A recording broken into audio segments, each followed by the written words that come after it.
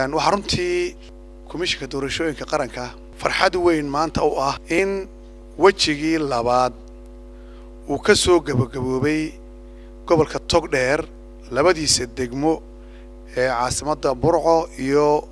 degmada Oodweyne saakana waxa ka bilowday wajigii saddexaad oo ah in ay ooli doonaan 5 goobood magaalada Burco oo ay ooli doonaan 14 cisho soo socota 5 goobood waxay leeyihiin fursad ka badan kuwii hore oo ah qofku intuu iska diiwaan geliyo goob ka mid ah goobaha inuu dalban karo goob kasta oo ka mid ah degmada Burco oo 120 goobood ku dhow goob kale oo lixaad oo degmada Oodweyne ah ayaa insha Allah Oodweyne ku soo xiran doonta weekan soo socda imika laakiin waxay maraysaa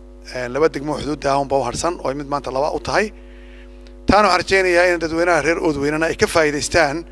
iyadoo waliba fursadda Burco oo kale ay haystaan oo goobtay doonaan iska diiwaan geliyaan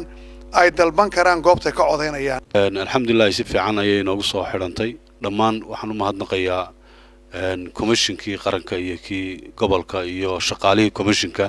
aad iyo aad baad u mahadsantiin haddaad tihiin komishinka qaranka ducaanu idinku sagootiyeynaa